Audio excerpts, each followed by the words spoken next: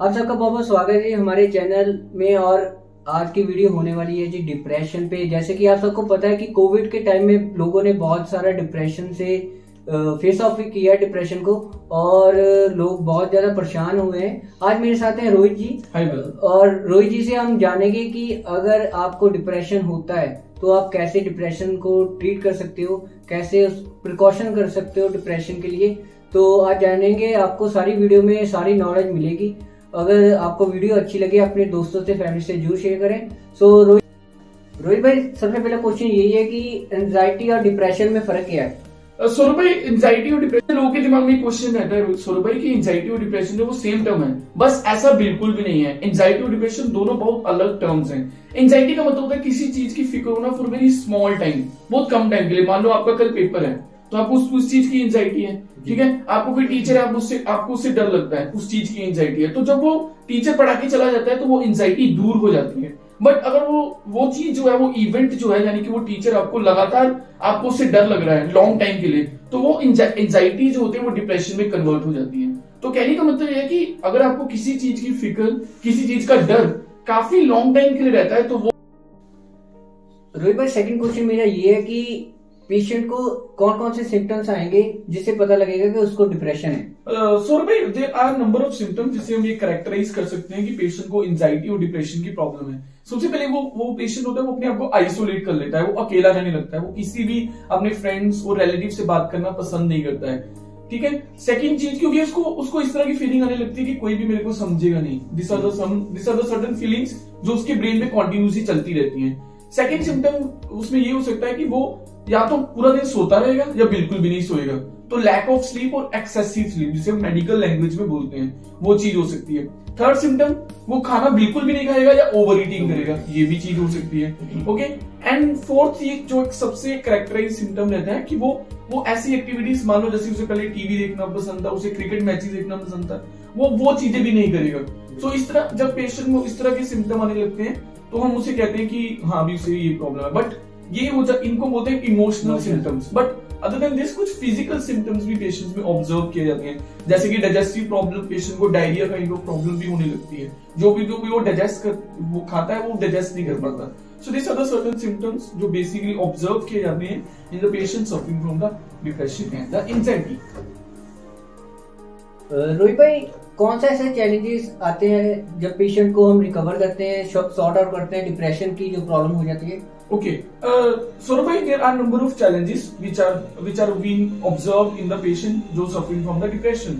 सबसे बड़ा important challenge क्या रहता है? एज सोसाइटी जो होता है उस पेशेंट को उतना मेंटल और इमोशनल सपोर्ट नहीं मिलता जो उसे चाहिए। क्योंकि जब भी किसी पेशेंट को डिप्रेशन होता है, मैंने पहले बताया कि वो अलोन फील करने लगता है, उसे कोई भी चीज अच्छी नहीं लगती है। तो इस तरह के पेशेंट को ज्यादा लोग चाहिए होते हैं जिनसे वो बात करे, जिनसे वो अपनी इमोशंस को शेयर कर सके। बट इन समय सोसाइटी में कोई भी लोग जो होते हैं उसकी उस कंडीशन को एक्सेप्ट नहीं करते हैं और उसे पागल कहने लगते हैं। सो this is the something which is very depressive for that kind of a patient. और सेकंड चीज क्या होती है कि वो पेशेंट खुद भी अपने आप को, अपनी उस कंडीशन को एक्सेप्ट नहीं करता है कि मेरे को डिप्रेशन हो चुका है। मतलब उसे ऐसा लगता है कि बहुत बड़ी बीमारी है, मुझे ऐसा नहीं है ना। तो ये भी सबसे बड़ा इंपॉर्टेंट चैलेंज है, क्योंकि जब तक वो खुद नहीं मानेगा मेरे को डिप्रेशन और एंजाइटी है, तब तक वो डॉक्टर्स को भी अपनी कंडीशंस को प्रॉपर्ली नहीं बता पाता है। सो ये mostly this is the biggest challenge which is being observed in the patient suffering from the depression. तो रोहित भाई, जैसे कि हमें अगर कोई पेशेंट हमारे इर्द गिर्द मिल जाए जिसको डिप्रेशन है, मेडिसिन के अलावा हम लोग अपनी तरफ से क्या उसकी हेल्प कर सकते हैं? ओके, बहुत सारी ऐसी चीजें जो आजकल जो लोग हैं वो नहीं करते हैं जब भी उन्हें डिप्रेशन और एंजाइटी के पेशेंट्स मिलते हैं। सबसे पहली चीज है, वी शुड नेवर इग्नोर। हमें अगर कोई भी ऐसा पेशेंट मिल जाता है जिसकी हमें लग रहा है कि वो किसी भी मेंटल सिचुएशन से गुजर रहा है, जिसको वो फेस आउट नहीं कर पा रहा है, उसे किसी चीज की जरूरत है, तो उस केस में हमें उस पेशेंट को मेंटल सपोर्ट और वो इमोशनल सपोर्ट प्रोवाइड करना चाहिए in any case. We should never ignore. Okay, second क्या है कि we should try to identify the cause. अगर वो फिर भी अपना कारण नहीं बताता है कि मेरे को क्यों डिप्रेशन और एंजाइटी है, हमें ट्राई करते रहना चाहिए। क्योंकि अगर जिस दिन हमें वो पता चल गया, हमारे अगर कोई रिलेटिव में है, तो उस केस में क्या होगा कि उसे ट्रीट करना आसान हो जाएगा। क्योंकि कई बार क्या होता है कि पेशेंट जो है वो काफी टाइम तक अपना कारण ही नहीं बताता। या तो ये चीज होती है कि या तो खुद ही उसे नहीं पता होता, ऐसा भी होता है। ये भी एक बिगेस्ट चैलेंज है। कई बार उसे खुद ही नहीं पता होता कि वो किस चीज को एक्सेसिवली सोच के डिप्रेशन में चला गया। तो सबसे पहले इंपॉर्टेंट चीज होती है कि हमें पेशेंट से ये उगलवाना है, इस अगर हम सिंपल भाषा में कि तेरे को तो किस बात को ज्यादा सोच रहा है, कौन सी ऐसी चीजें जो तुझे डिस्टर्ब कर रही है। पहले इनिशियल केसेस में पेशेंट नहीं बताएगा, क्योंकि कई बार होता है उसे वो बताने में गिल्टी लगता है। So this is a very important thing, we have to identify the cause. Third thing, we have to do certain things which can motivate him.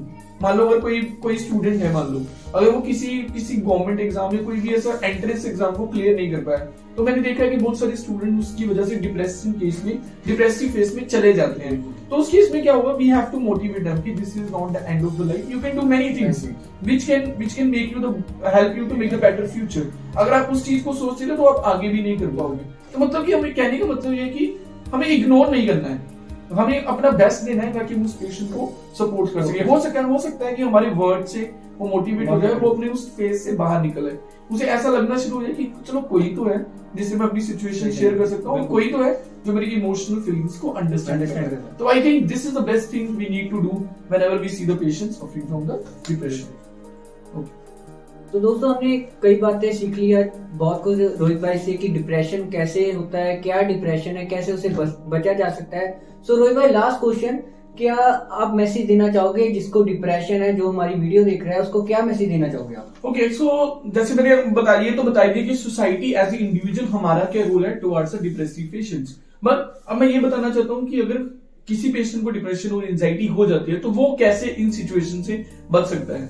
सबसे पहले उसे खुद से पूछना पड़ेगा कि क्या ऐसी चीजें जो मुझे तंग कर रही है। कई बार क्या होता है सौरभ भाई कि पेशेंट का बहुत सारी सिचुएशन में स्टक हुआ होता है, वो मतलब बहुत सारी चीजें सोच रहा होता है, 1 2 3 4 6 7 बहुत सारी एंजाइटी वाली चीजें वो सोच रहा होता है, उसे पता ही नहीं होता कि कौन सी चीज है उस मुझे सबसे ज्यादा डिस्टर्ब कर रही है। तो पहले उसे वो ढूंढनी है। जैसे हम तो उससे उगलवाने की कोशिश भी करेंगे, बट उससे सबसे पहले उससे भी क्लियर आउट होना पड़ेगा इन हिज ओन ब्रेन, है ना। सेकेंड चीज क्या है कि मान लो आपको, चलो डॉक्टर ने भी डिक्लेयर कर दिया कि आपको एंजाइटी और डिप्रेशन केस है, तो आपको गिल्टी नहीं फील करना है, क्योंकि this is a very common problem which is being observe, जो लोगों में देखी जाती है। ठीक है, हो गया आपको, तो आपको उसको फेस आउट करना है, rather than कि ये मेरे को ही क्यों हुआ, मेरे साथ ही ऐसा क्यों हुआ, सभी लोग उसको क्यों नहीं हुआ। ऐसी चीजें भी डिप्रेसिव पेशेंट सोचता है, हमने देखा है ऐसा।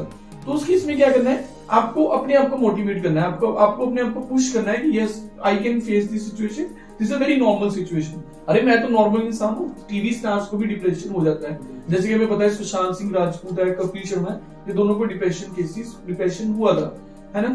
तो थर्ड चीज हमें क्या करनी है, we have to motivate ourselves. Medicine अपना काम करेंगे, ठीक है, medicine can take the 4 days 4 months 4 hours, ऐसा टाइम ले सकती है, but other than this things आपको अपने आप को मोटिवेट करना पड़ेगा कुछ ऐसी चीजों को करने के लिए जिससे आपको अच्छा लगता हो। So this is the message I want to give to the depression and anxiety patient कि this is a very common problem, आपको इसके साथ फेस आउट करना है। दुनिया में आज के ईयर में स्पेशली कोविड-19 बहुत सारे लोग इस प्रॉब्लम से फेस कर रहे हैं, तो आपको इससे भागना नहीं है और आप भाग सकते भी नहीं है। There is no any option other than pushing yourself to face this situation. So I hope मेरी इस वीडियो से सौरभ भाई का मैं थैंक्स करना चाहता हूँ जिन्होंने टाइम निकाला।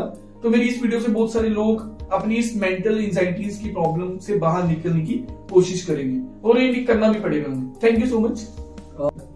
सो दोस्तों हमने डिप्रेशन के बारे में सब कुछ जान ही लिया है। सो अगर आपको ये वीडियो अच्छी लगी हो, आपके किसी रिलेटिव को या किसी फ्रेंड को अगर डिप्रेशन है, तो आप ये वीडियो उनको जरूर दिखाएं।